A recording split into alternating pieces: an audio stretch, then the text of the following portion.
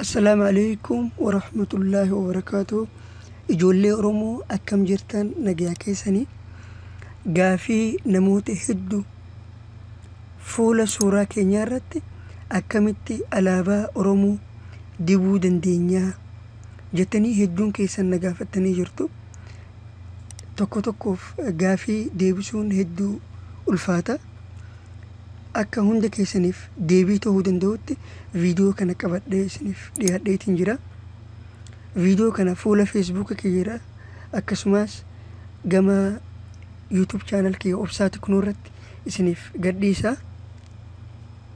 Haala itti suuraa keessan qalamii alaabaa Oromoo fuula suuraa keessanii irratti dibuu dandeessan isinitti agarsiisa. Na waliin tura. Appii kanaani appii Ultimate Photo Mixer kajuu kana appii kana Play Store keessaa buufattanii Play Store irra dhuftanii maal barreessitan kuno Ultimate Photo Mixer jettanii barreessitan achi booda inni kan sadaffaa irratti argamu kana photo isa kana gabbuufattan ani gabbuuseetiin jira. Appiin isa kana haala itti fuula suuraa keessanii alaabaa Oromoo qalamii alaabaa Oromoo dibuu dandeessan isinitti agarsiisa sirritti.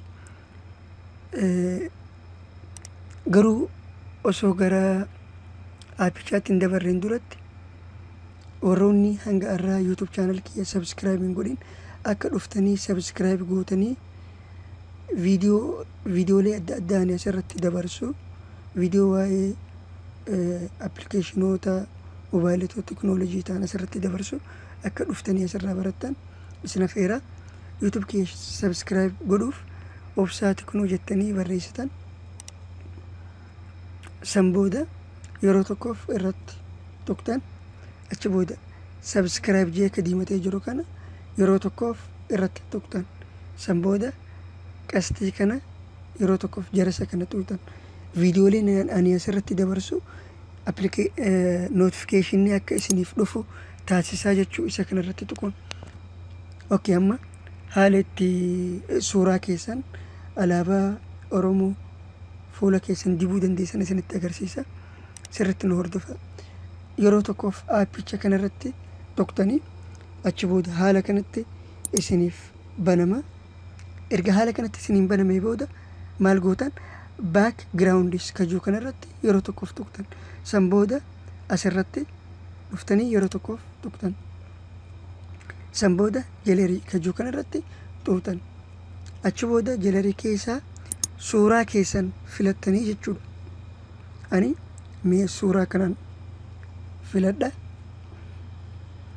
san booda suuraa akkanatti bal'iftan. Erga kanatti bal'iftaniin booda raayitii kana yeroo tokkoof tuqtan dhiifama.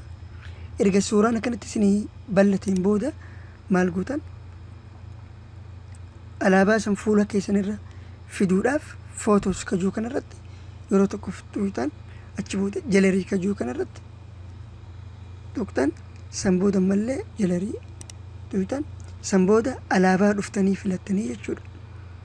Okay, alaabaa irratti tuqtan achi booda alaabaallee ni bal'istanii jechuudha. Akkanatti erga bal'istan booda raayitii kana yeroo tokkoof tuqtan san booda haala kanatti baha. Erga haala kanatti fuula irratti isinii bahe akkanatti keessan yoo qalamiin haalaan fuula keessan irratti akka bu'u barbaaddan isa kana gama if booda deebistanii jechuudha. Akkanatti alaabaan haalaan fuula keessan irratti baha.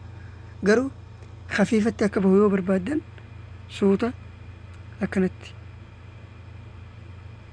kanaas akkanatti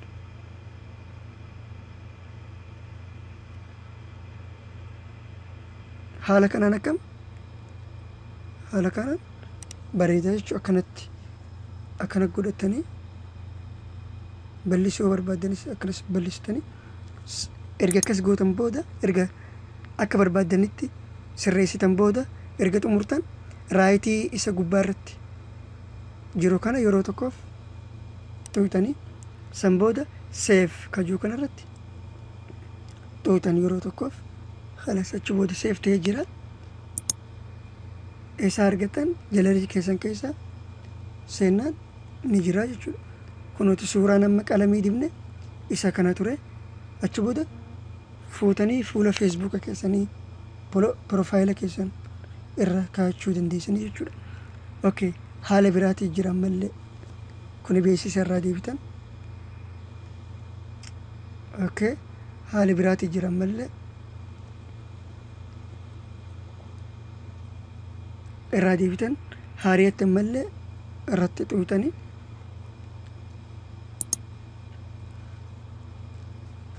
ergaa haala kanatti isinii bahe ammallee baakgiraawundis achi booda isa kana xuutanii achi booda galerii san booda suuraa filattanii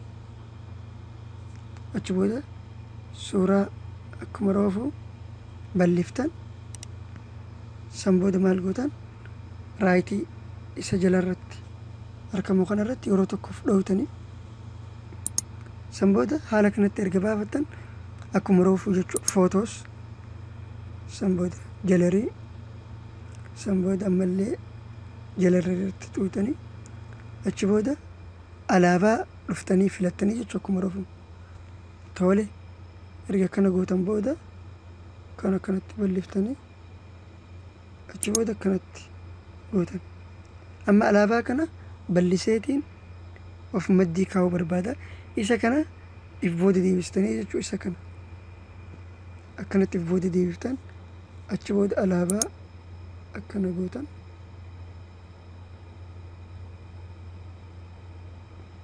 Akkanattis godhachuu dandeessanii jechuudha. Achi booda kana khafiifa gootanis kanaanis akkanas godhachuu dandeessan.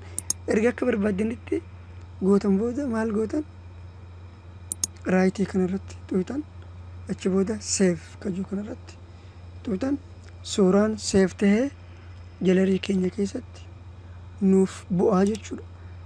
Achi booda isin fuutanii fuula feesbuuka keessan irratti kaa'achuu dandeessan jechuudha. Kun suuraan amma goone